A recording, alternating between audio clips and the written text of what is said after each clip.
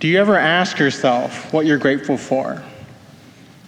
You know, it's a practice that's done all over the world, is gratitude.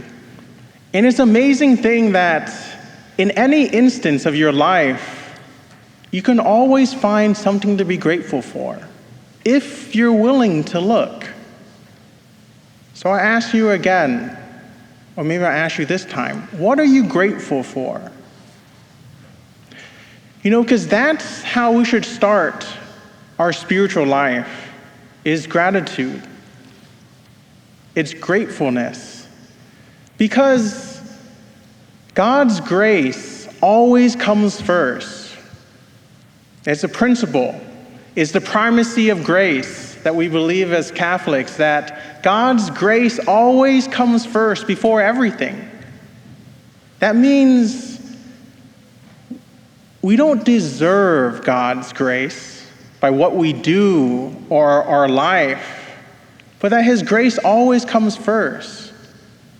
That everything we've given, think about it, everything you've been given, everything you maybe think you've earned has been a gift, hasn't it? Maybe you participated in that gift, but it always was a gift.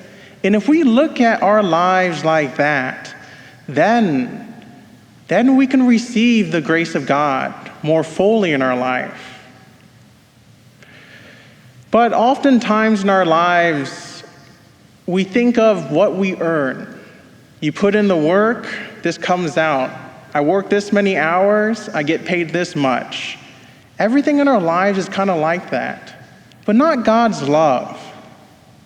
God's love is not like that. But we fall into it, don't we? We fall into, well, I've sinned this much, or I've done this. God can never love me. But that's not God's love that you're saying. In our second reading today, it said, what can keep us from the love of God? Really nothing. Not death, not life, not principalities, not powers. Nothing can keep us from the love of God. But the question is, will you receive it? Nothing will keep us from it, but are you willing to receive it?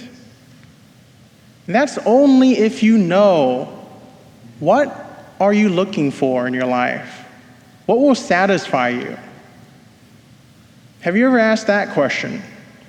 What am I searching for in my life? What is that longing in my heart that if I had, I would be satisfied? I mean, we've all done it. We've all searched for it. Maybe it's that perfect restaurant. Maybe you're a foodie person.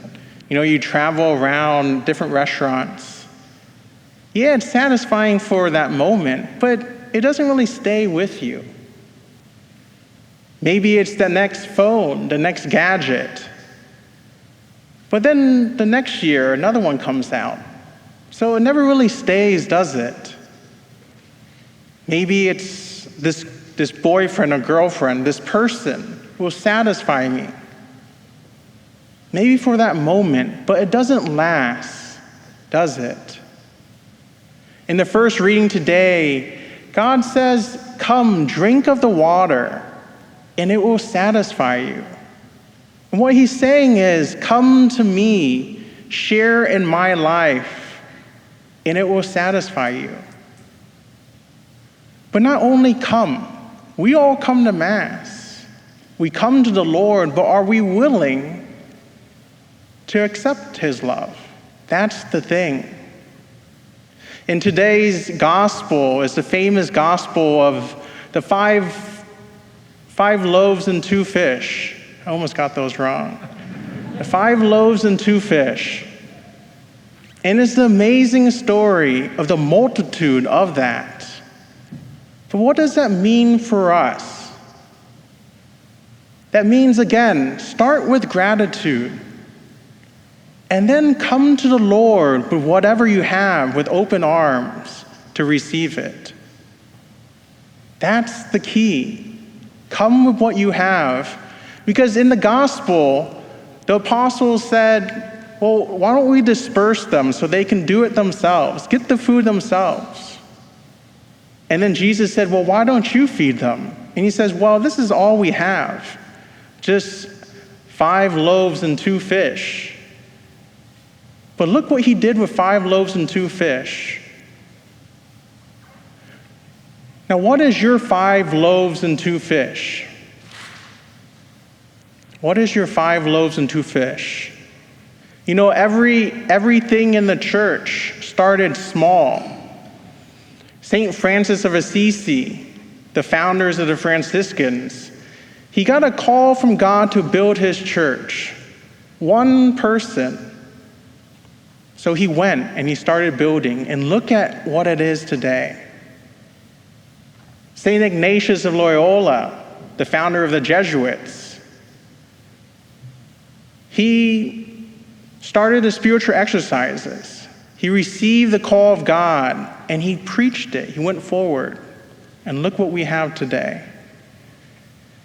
Mother Teresa of Calcutta, who left when she was 30 to care for the poor in the slums of Calcutta. If someone had said to her, well, you know, what's it going to make a difference? It's just you, one person. But look at it today. Everyone knows who Mother Teresa is, not only Catholics. So she made a huge difference. But that is the life of a Christian, a life of Christ.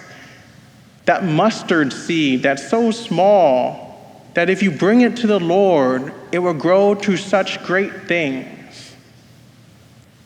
But are you willing to bring what you have? You know, and we have that chance every time we come to Mass.